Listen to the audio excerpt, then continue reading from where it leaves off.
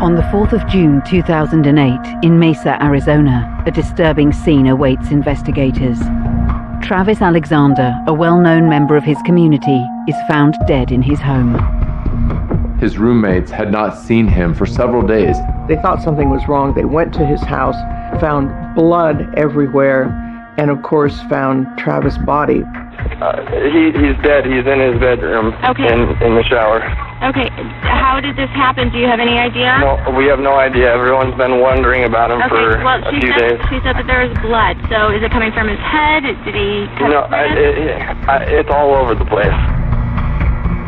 The crime is brutal. Multiple stab wounds, a slit throat, and signs of a fierce struggle. The nature of the attack suggests this was no ordinary crime. When you walk into a homicide scene where there's 27 stab wounds and defensive wounds and a gunshot wound to the forehead, you know that there's rage and jealousy and some very intense emotion behind that action. That's personal. As the investigation unfolds, detectives begin to piece together the last days of Travis's life. What they uncover is a story of a complicated relationship filled with passion, jealousy, and escalating tensions. She wanted Travis.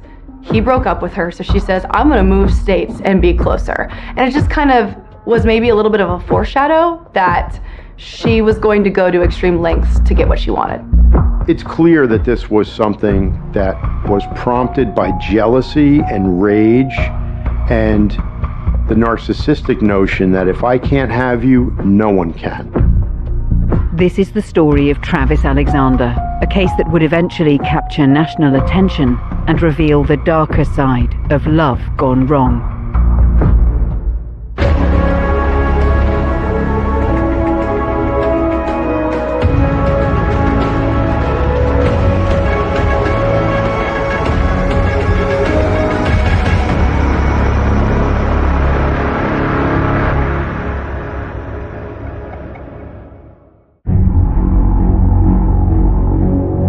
Phoenix is the capital of Arizona, and until the arrival of air conditioning, Arizona was a very underpopulated place. But now it's been filled with all kinds of university people, tech people, young entrepreneurs. It's a big mix, it's a big city. Mesa is the biggest city in the valley outside of Phoenix, and so there are a ton of people that live there. It's very populated, it's more than 1 million people. As the years have gone on, there's been a lot of movement from the northern area to the west and Mesa. So it is an area where they do have crime, but your typical property crimes, certain crimes that affect people such as muggings and break-ins to cars and so forth. Travis Alexander was born on the 18th of July 1976 in Southern California. Known for his strong faith, Travis was a dedicated Mormon and passionate about his career in sales and marketing. You know, what's certain is we don't know what day is our final day here on this earth. But what is certain is that tomorrow is one day closer. Travis Alexander had a very rough go of it in an early life. He was one of many children. His parents were on drugs, and finally he ended up in the care of his grandparents. Travis had a close-knit group of friends and family who described him as driven, outgoing, and full of life. Religion was a centerpiece of his life, and he was very generous and giving in the community. He was a salesman, but he also drove a bus for elderly people and school children, so he was just a nice guy. But in 2006, a new chapter in Travis's life begins, as he meets someone who would soon become a significant but complicated part of his world.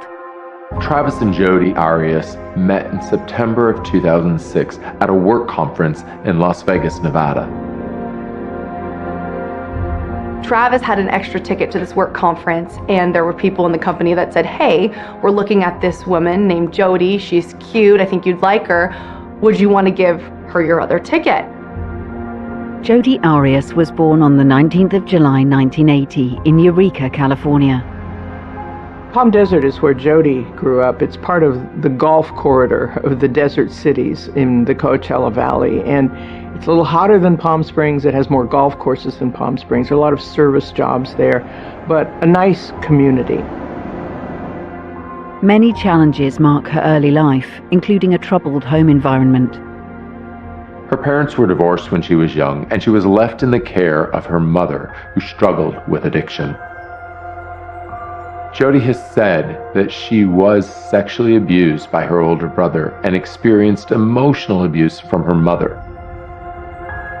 She was very intelligent, she was a good kid, but when she became a teenager, she started to get a little bit more rebellious. And that's not uncommon for a teen, but her parents would eventually tell detectives that she was caught growing marijuana in her room as a teenager.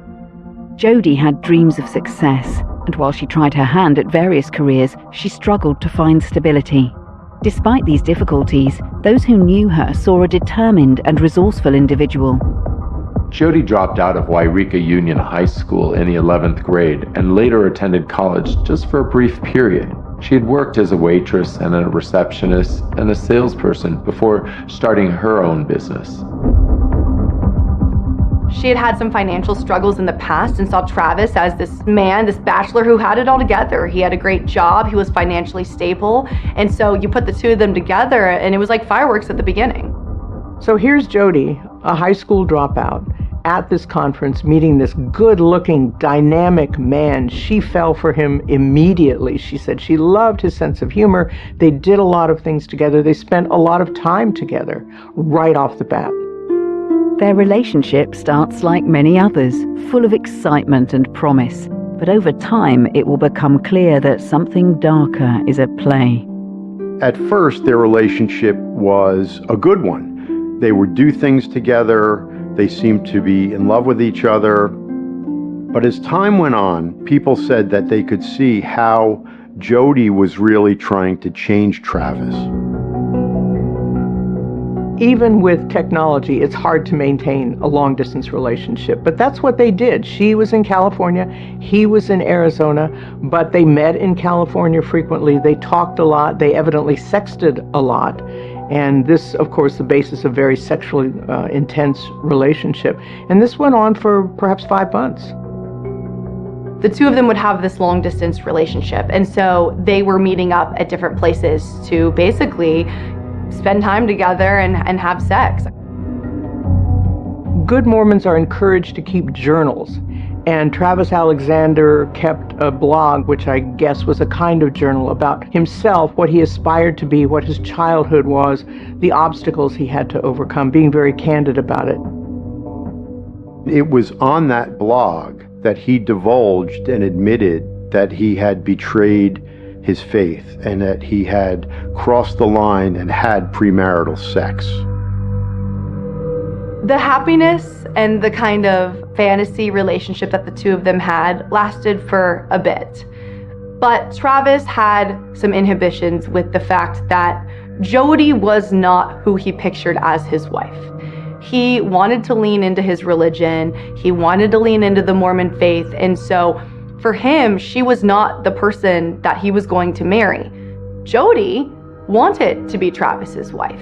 So that became a bit of a strain in their relationship. And Travis knew that he probably needed to cut this off if he wanted to pursue a woman to marry who had morals and values like him.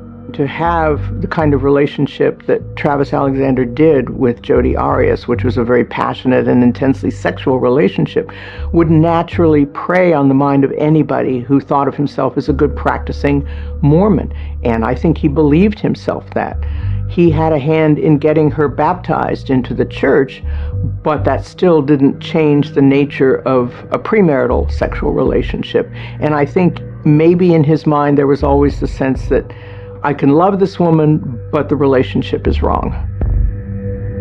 With Travis's death, investigators are on the verge of uncovering something far more sinister. What they soon will learn about Jodi Arias will leave them questioning everything they thought they knew about the case.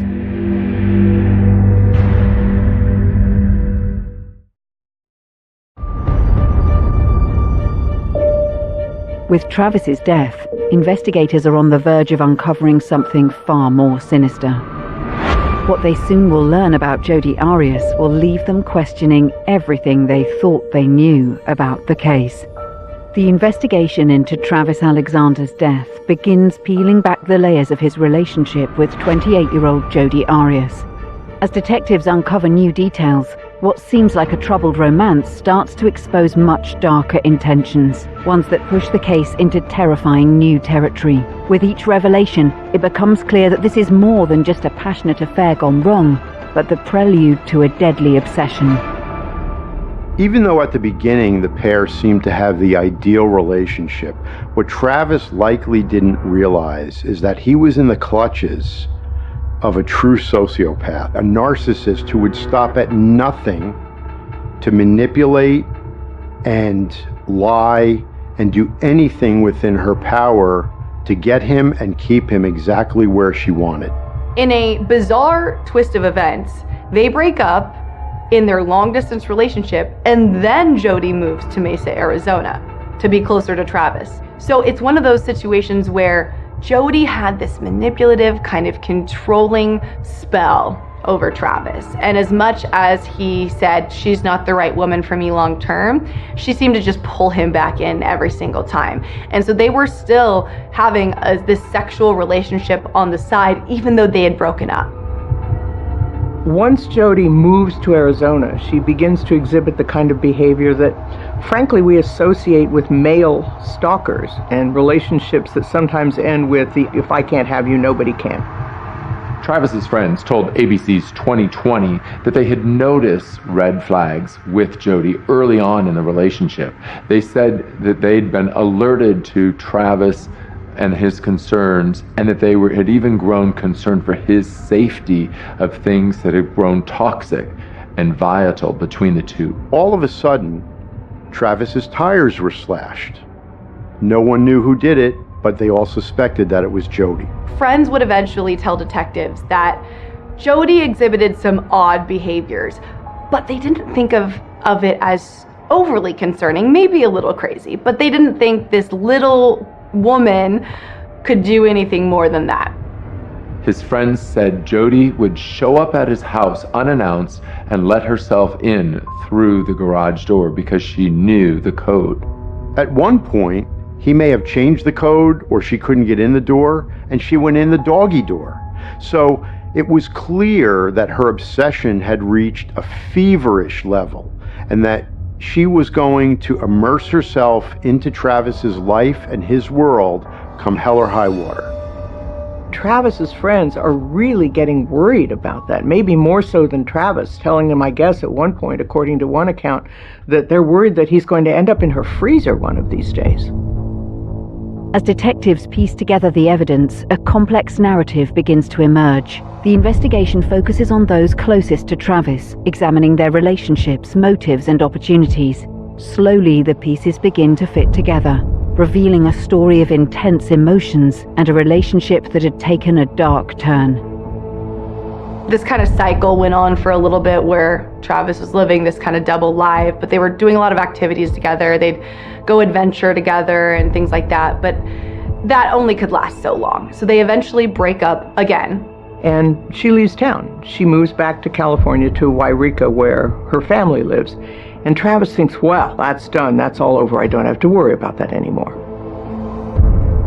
Travis is ecstatic. He's thrilled because he's finally rid of this baggage and the weight of having her in his life, even though they're not together.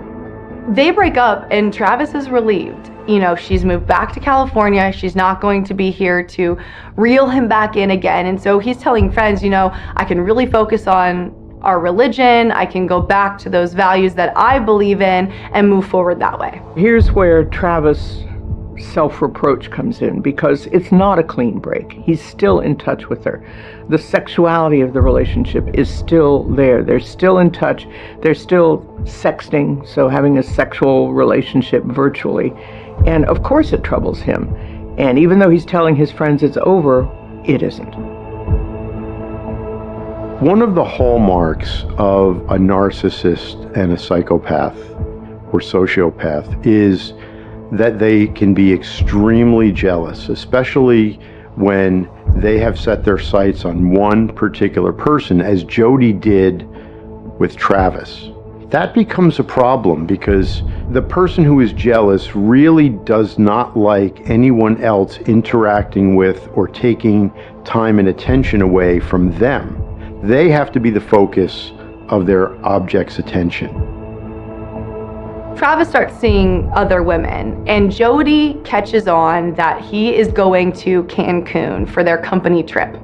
It's a trip that they do yearly. The company chooses a location, then they get to go. Jody was not invited by Travis on that trip, and I believe that's where this jealousy really hit a climax. Travis was actually going with another woman to that Cancun trip, and as soon as Jody realized it wasn't her, that's when she really spiraled mentally. Despite her physical absence, Jody Arias's presence lingered. The lines between obsession and affection blurred, setting the scene for a dangerous love triangle. Travis's attempts to move on with his life would only fan the flames of Jody's growing jealousy. Once Jody finds out about this relationship, it goes immediately to 11 on the dial of jealousy and anger. So here you have a kind of poisonous triangle with Lisa and Travis together, and Jody on the outside, furious, jealous, arguing by phone, presumably with both of them. It was the complete dynamic that set the stage for this tragic event. That really enraged Jody. Travis' brother, Stephen, was quoted as saying that Jody was his kryptonite, the substance that could kill Superman. And whenever the final break came, it was so much for Jody that she was determined to get to Arizona as fast as possible. Driven by jealousy and rejection, Jody Arias's thoughts turn dark. Her obsession with Travis takes a deadly turn, and a meticulous plan begins to form. This is when Jody's plan starts to come to fruition. Jody actually goes to her ex-boyfriend's, and he gives her gas cans for a road trip. She was going to be driving from California to Utah to actually visit another man. And you're thinking, why would you need gas cans? There are so many gas stations on the way from California to Utah. Well, because she decided to stop in Arizona and pay a visit to Travis, she did not want any record that she was getting gas transactionally, or if surveillance cameras got her, that she was ever in Arizona. She bought gas in California, she bought gas in Utah when she made it there, but in Arizona, she used the gas cans. Here's Jody on her headlong drive to get to Arizona, to get to Travis. She comes in, and these two have a crazy hours-long sex session, if you will. They're filming it, they're taking pictures of it. I mean, this is a whole rendezvous for the two of them. So it seems that whatever his sense was, that maybe if I have sex with her one last time, she'll go away, leave it amicably and leave it alone, that was not what Jody had in mind. A final encounter between Jody Arias and Travis leads to a brutal crime scene, leaving investigators with more questions than answers about what really happened that night. Because Travis traveled so much, his friends thought he was on the road, probably for work. He had missed an important call, but beyond that, there seemed to be no grounds for suspicion. But after 5 days, they thought something was wrong. They went to his house. They got in, they got a key to the master suite, found blood everywhere, and of course found Travis' body, which evidently was very grotesquely propped up in the shower. The jealousy that prompted the murder itself was the fact that after he broke up with Jody, Travis met another woman at work and they began dating. And they had plans to go to Mexico together. The crime scene was gruesome. Travis had sustained 27 stab wounds, a slashed throat, and a single gunshot wound to the forehead. This was intentional, it was intimate, it was filled with rage. I mean, it is so personal to stab somebody as is, but to stab somebody 27 times and to slit their throat and then shoot them, that's somebody with the ultimate rage. And in Jody's case, the ultimate jealousy. The friends, of course, called 911. Police showed up and they asked the friends, gee, was he suicidal? Or was there anyone you know who was angry with him? And the first, maybe the only name they mentioned was Jodi Arias' name. Oh my God. 911 emergency? Hi, this is AJ with the transfer. She's calling from one. Ma'am, is that correct? Yes. Okay, that's one in Mesa? Yes. Okay, what's going on? What? What's going on? A friend of ours is dead in his bedroom. We hadn't heard from him for a while. We think he's dead. His roommate just went in there and said there's lots of blood. I didn't go in, but I can give you the phone to someone who went in there. Yes, please, can you? Hello. Hi, so what's going on? He's dead. He's in his bedroom. Okay. In the shower.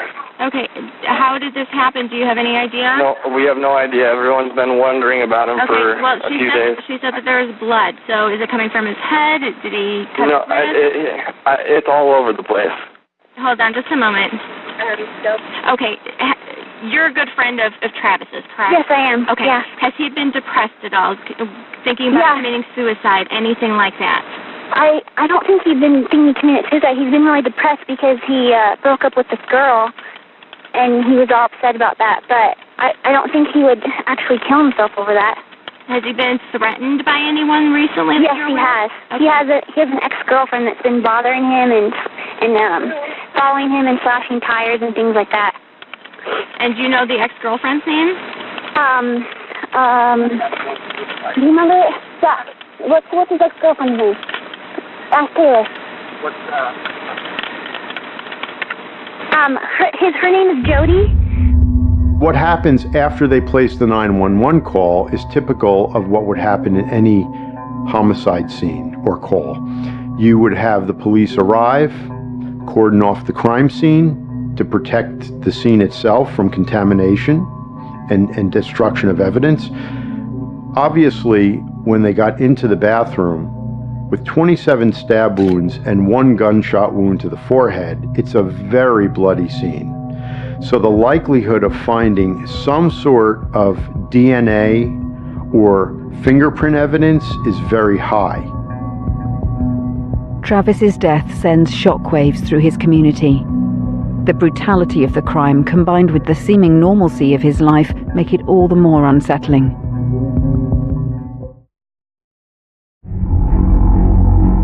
On June the 9th, 2008, a group of concerned friends make a shocking discovery that will change their lives forever. After days of not hearing from Travis Alexander, they decide to check on him at his home in Mesa, Arizona. When they arrive, they're met with a horrifying sight. Travis is dead in the shower.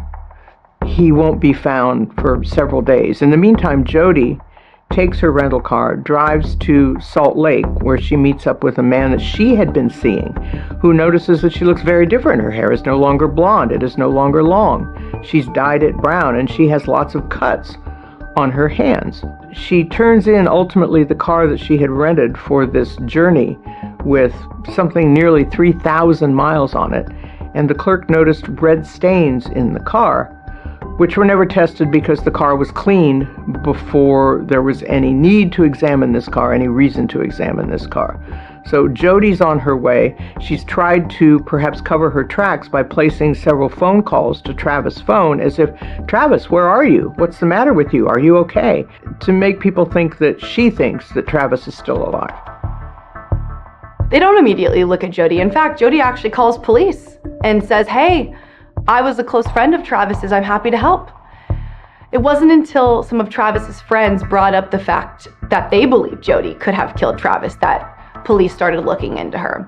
And she would come down and they would do these interviews with her, and she'd almost turn on that flirtatious charm with them, laughing, things like that. And, they had to present her evidence as they gathered it, but it was hard because she did not seem concerned for what was going on. She would answer their questions, kind of even laugh with them, but she never at one point really stopped and was like, oh my gosh, they're about to arrest me for murder.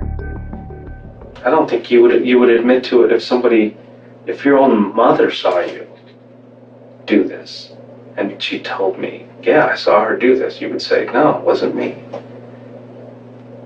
Why won't you admit to it? I just can't. I didn't kill Travis. I just didn't. I did not take his life. Did you have anything to do with the death of Travis?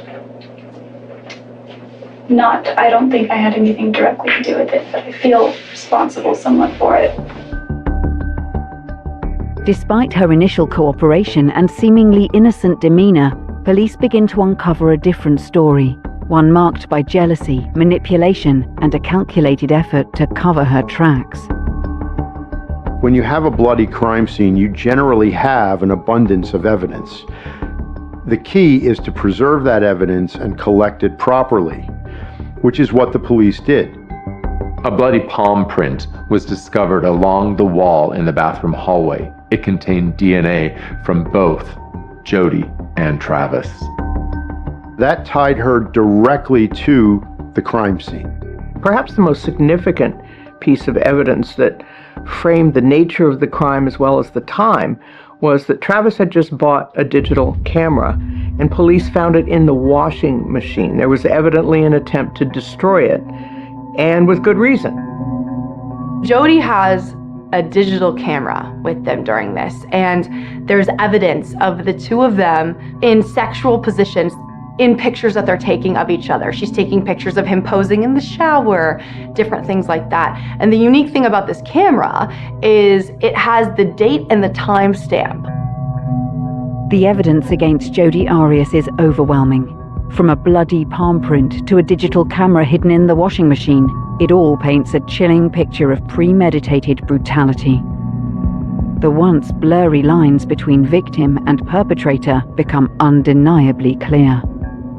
When they were able to recover images from it, they found from that afternoon of June 4th pictures of Travis and Jody in sexually suggestive poses, which does lend itself to the theory that he was having consensual sex, make-up sex, or break-up sex, but also inadvertently about 5:30 that same day, so you have a span of several hours of physical encounter, a photo accidentally taken of his body, his murdered body.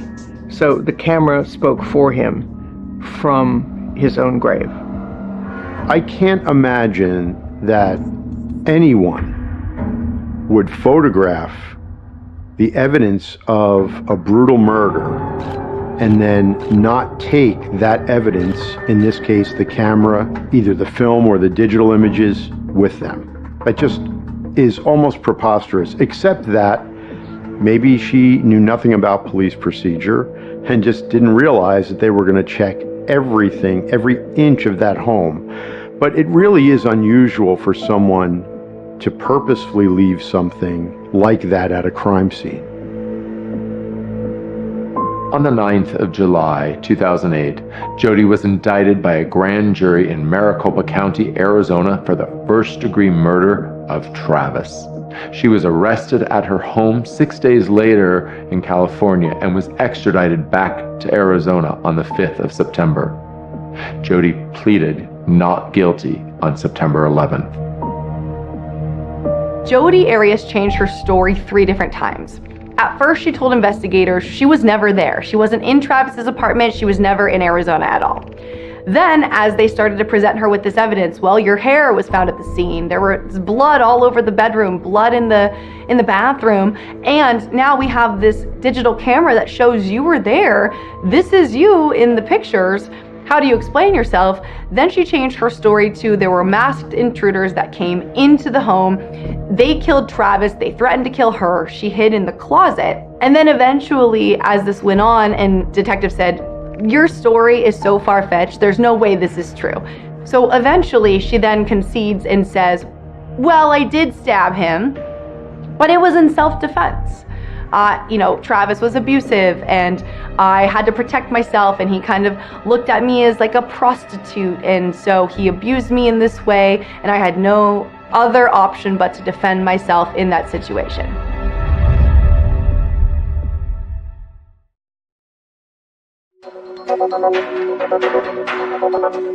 On July the 9th, 2008, Jodi Arias is indicted for the first-degree murder of Travis. Her arrest marks the beginning of a legal battle that will captivate the nation, in which Jodi will continue to weave an intricate web of lies in an attempt to escape justice. Police knew very well that Jodi had been in Arizona since March of 2008. They knew very well from the camera evidence that there was no intruder, no other evidence of an intruder. But her claim about domestic abuse, that she was being abused by Travis, is the one that her attorneys would pick up and take into the courtroom in her murder trial. In this day that we live in, it's really a fascinating thing, because the way criminal trials were reported 30 years ago was very different.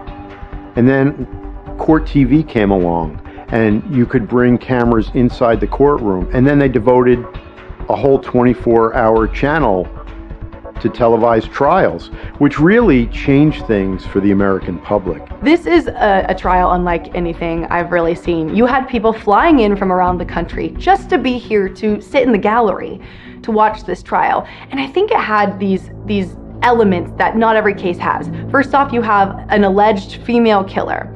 It's all surrounding jealousy and rage and a relationship gone wrong. You have a Mormon man who was living a double life, having this crazy sexual relationship with this woman who was manipulative and controlling and had this kind of fantasy he wanted. And then you have this brutal killing that goes far beyond just a quick gunshot wound or one stab wound. I mean, this was something that was so heinous that I think people thought, how could this woman we're looking at that's small and petite do something like that?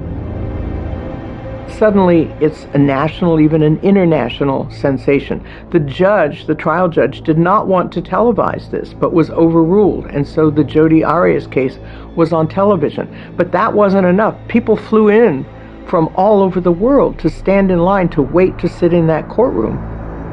The trial of Jodi Arias unfolds with much spectacle and intrigue. As the courtroom drama plays out, the public watches in disbelief as Jodi Arias takes the stand, spinning tales of self-defense and abuse.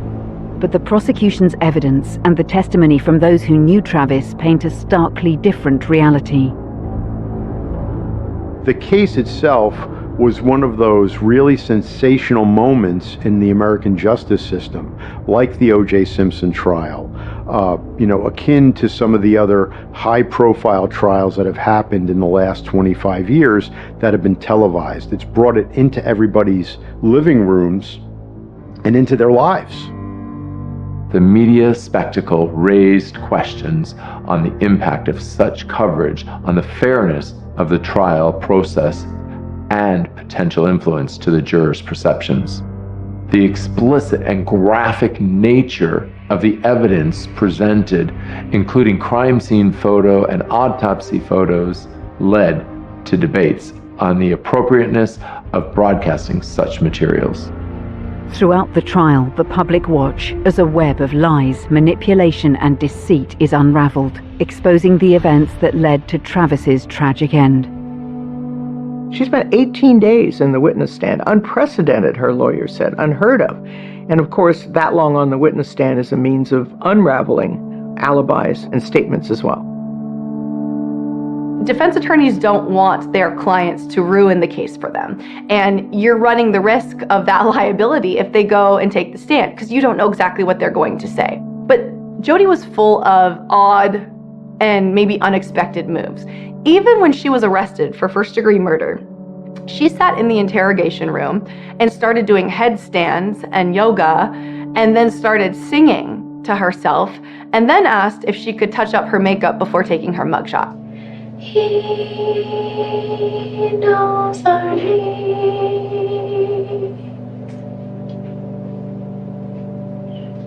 He'll be angel voices. That is completely unusual. And so to think she would testify in her own capital murder case, honestly, wasn't that surprising given what we knew about Jodi Arias.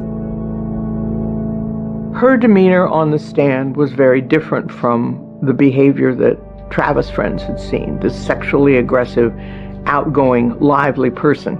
She wore a pair of glasses, which, as we know, often happens with defense attorneys, putting glasses on defendants to make them look studious or younger or more serious about it. She came off as more timid than you would have expected, but maybe this was part of the presentation of the defense as her as a victim of domestic violence at Travis Alexander's hands. So the defense had a hard time proving a self-defense claim, because even if it was self-defense at first, the reality is 27 stab wounds and shooting somebody in the head after that is overkill. That's beyond self-defense. And there was really no way for them to say that was enough or needed to protect herself.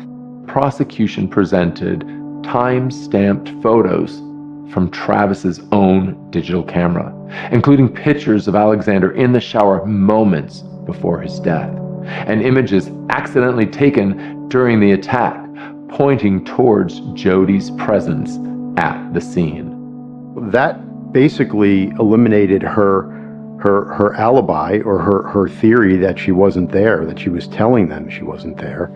And it concretely tied her to the scene, along with other evidence. The prosecution had this kind of high burden of proof to show that this was premeditated, because by all accounts it seemed like it could have been a heat of the moment passion, and she could have gone there just to have sex with him. But the problem is that she was living with other family members at the time in California, and conveniently a gun went missing from their home that Jody was staying at in the week before Travis was killed. The casings of that gun matched the casings that were at the Travis Alexander crime scene. There was no evidence of other people, of intruders in the house. Another element of the prosecution's case were the texts and emails showing evidence of Jody's jealous nature, hundreds of text messages, thousands of emails, which were finally turned over to the defense by the prosecution. All of this building brick by brick the case that the prosecution was putting on, that this was a jealous woman, that this was a premeditated revenge murder of the man who had spurned her. In 2013, after years of investigation and a highly publicized trial, the truth about what happened to Travis Alexander finally comes to light. The evidence is overwhelming, and the jury delivers a verdict that brings some measure of justice for Travis's family and friends. The prosecution said, we're going to go for the death penalty here. And so I think people wanted to know, was this woman that they were looking at, that they really couldn't picture doing this, going to be convicted of first-degree murder and possibly sentenced to die?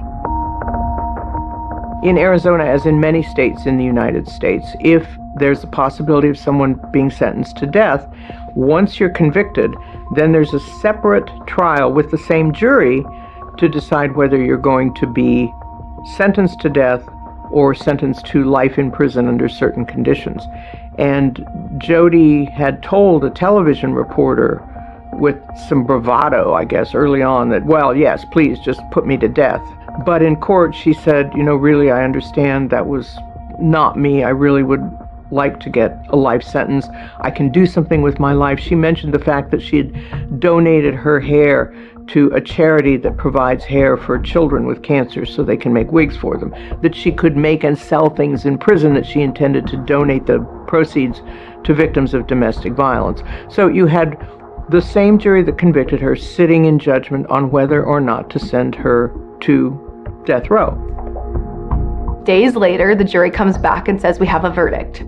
The judge reads that verdict and says, Jody Arias is guilty of first-degree murder. And you could see the look on her face in the courtroom. She did not expect to be convicted of that. Maybe second-degree murder, maybe manslaughter, but she definitely thought she got away and would not be found guilty of first-degree murder. You could see it on her face. She looked upset, she looked a bit bewildered, kind of looking at the jury. So she was found guilty of first-degree murder, but then you had to enter the sentencing phase, which happened a couple months later. And during that penalty phase is when Travis's family spoke, his sister spoke about losing this kind of rock of their family. And this was gonna be a tough feat. Does the jury decide to put Jodi Arias to death? They deliberated and came back hung. They could not decide on a verdict for sentencing. That meant they had to do the entire sentencing portion of this trial again. So they came back months and months later, and this jury comes back hung again. Mistrial again in the sentencing phase. The thing about Arizona is after the jury is hung twice on a death penalty case, that's it for the prosecution. You don't have a third try for death. And so eventually the judge sentenced Jodi Arias to natural life in prison without the possibility of parole.